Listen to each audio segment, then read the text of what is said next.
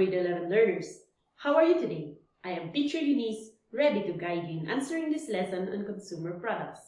At the end of our lesson, you are expected to compare consumer products on the basis of their components for use, safety, quality, and cost. Despite our current situation, you are encouraged to participate in your own homes as you watch this learning video. So what are you waiting for? Prepare your learning activity sheet, pen and paper. We're going to start. Good luck! Consumer products are goods that we cannot live without. Every activity we do, such as taking a bath, cooking our favorite dishes, driving our cars, or maintaining our good health condition, there will always be a consumer product that is involved. Consumer product is the final good that is bought by individuals or households for personal use. In other words, consumer products are things that are bought for consumption by the average consumer. Consumer products were made possible because of the interactions of science, technology, and society.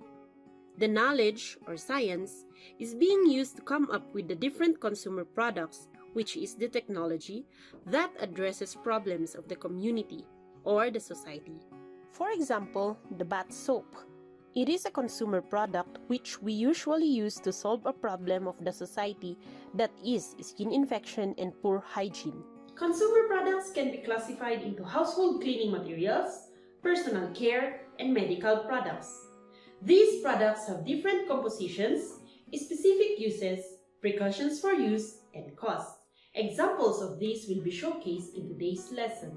The most commonly used cleaning products are bleach, soaps, and detergents.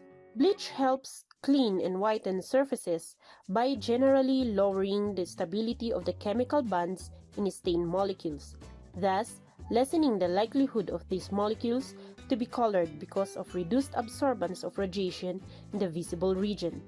Additionally, bleach can convert dirt into particles that can be easily washed away in conjunction with the use of detergents.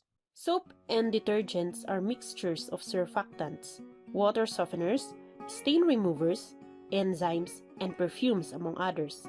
All these components have specific purposes in the product, but the more important among them are the surface active ingredients or surfactants. Surfactants render soaps and detergents capable of lowering the surface tension of water, which allows them to wet the surface to be cleaned.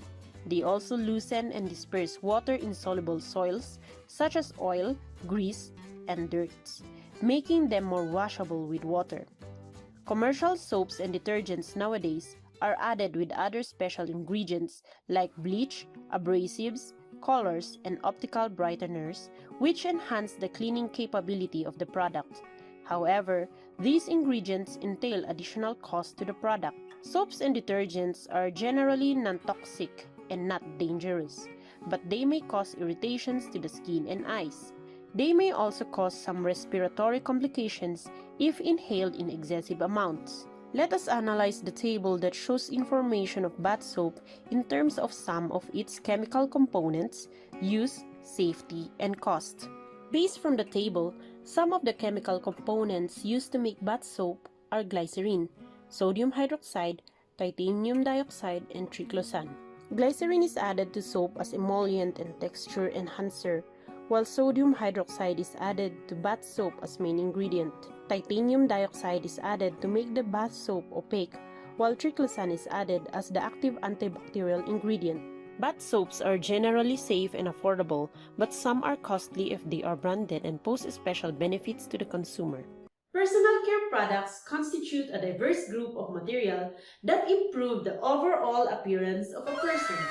These products are used to generally cleanse and beautify. Examples of highly demanded personal care products are makeup, lotions, and toothpaste. Makeup is a general term for products applied externally to the face. It includes foundations and lipsticks. Foundation is used to give an even and flawless look of the face. All types of foundation, whether in liquid, solid, or spray form, contain the same compounds that serve as moisturizers, which are made from water and oil or wax. Colorants and fillers such as talc. Talc is a naturally occurring mineral that prevents the caking of the product and ensures the smooth distribution of makeup to the skin. This compound is FDA approved, classified as a product that is generally recognized as safe for use in makeup. However, some commercial foundations contain low-grade talc that may be contaminated with toxic asbestos fibers. Asbestos, when inhaled, can be trapped in the lungs and cause serious health problems like cancer. Therefore, when buying cosmetics, make sure that the product is free of low-quality talc or asbestos. Lipsticks are made of assorted ingredients including wax, oil, moisturizers, and pigments. A basic component of lipstick is a color additives or dye, which is derived primarily from petroleum. But consumers are advised to be cautious of products with too many artificial dyes, since they are known to cause drying and cracking of the lips. Another substance, which may not be intentionally added in makeup products, is lead. It is a metal that can cause death if ingested even in very low dosages. A detectable level of this metal comes from pigments used as colorants. Other special ingredients are added in makeup to enhance the effect of the product, one of which are micro or nanoparticles of gold, which are believed to provide anti-aging benefits. These special ingredients, however, may increase the cost of the products. Lotions are generally used to moisturize or hydrate the skin. One common moisturizing agent is glycerin, which helps provide hydration and gives the smooth feel of the skin. Other typical components of lotions serve as preservatives, thickeners, colorants, emulsifiers, and solvents. Some lotions nowadays are improved for better sun protection and skin whitening, but they are relatively more expensive than ordinary lotions. Toothpaste. Prioritizing your oral and overall health routines during the pandemic should not be overlooked. To enhance such routines, a wise choice on the toothpaste should be considered. How much chemistry is behind toothpaste? There are two active ingredients in toothpaste. Sodium fluoride keeps the teeth clean and replaces the lost calcium and phosphorus in the process called remineralization, while triclosan that works as antifungal and antibiotic preventing gingivitis. These two active ingredients account for 0.2 to 0.3% composition in toothpaste. Some other ingredients are 50% silicon dioxide, 20 to 40% water, and the rest is sorbitol, which is responsible for the flavor of the toothpaste, and humectant that maintains the smoothness and wetness of the toothpaste. What toothpaste works best for you? Fluoride toothpaste gives your teeth the resistance against tooth decay, while non-fluoride kinds of toothpaste have very limited effects in reducing tooth decay. Sensitive toothpaste is generally expensive. Whitening toothpaste contains peroxides. Natural toothpaste will not guarantee the presence of fluoride. And charcoal toothpaste helps absorb stain, but it doesn't have fluoride. You might be wasting your money on expensive toothpaste that you don't need. Be wise in choosing. During this pandemic, the first round of defense against the virus are masks, may it be surgical, fabric, or the N95. The question of their efficiency and effectivity to protect us from viruses and bacteria depends on their active components. Did you know that citric acid, zinc, and copper are the components behind why surgical face mask and N95 mask are said to be effective in preventing us from exposing to viruses? These layers of components could possibly kill viruses once it landed on the mask surface. It has its outer layer of citric acid or the hydrophilic coating. It draws off droplets, creating a low pH environment. It has inner layer of copper and zinc that inactivates pathogens such as influenza viruses. N95 mask and surgical mask can filter particles as small as 0.007 microns, which are 10 times smaller than viruses.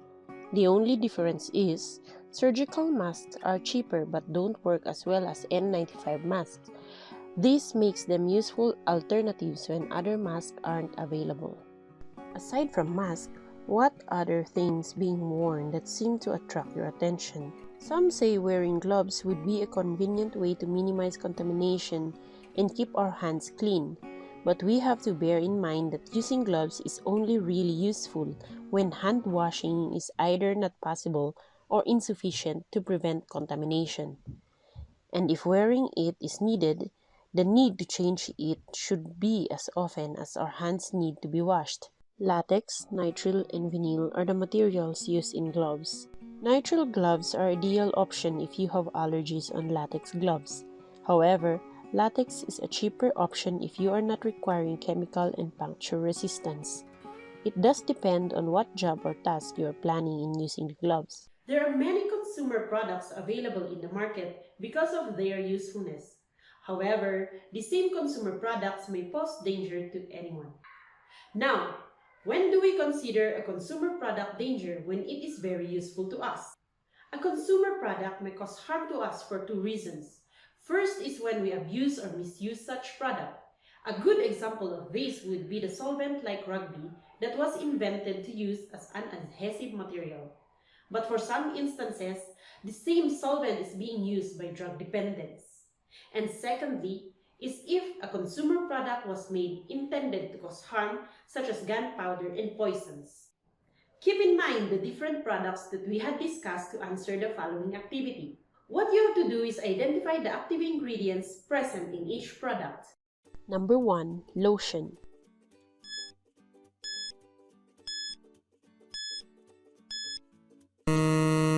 The correct answer is Number 2. Face mask.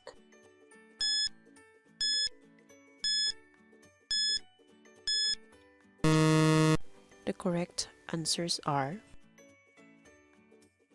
Number 3. Gloves.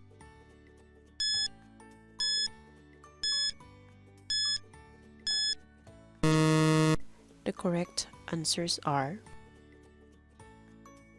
Number 4. Soap and detergent.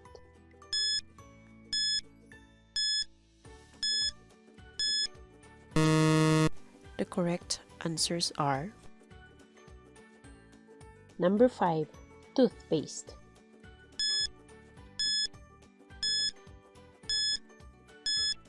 The correct answers are Well done, grade 11 learners! We've just finished with the lesson on consumer products. I hope you learned enough for you to answer the assessment. See you next time. Happy learning!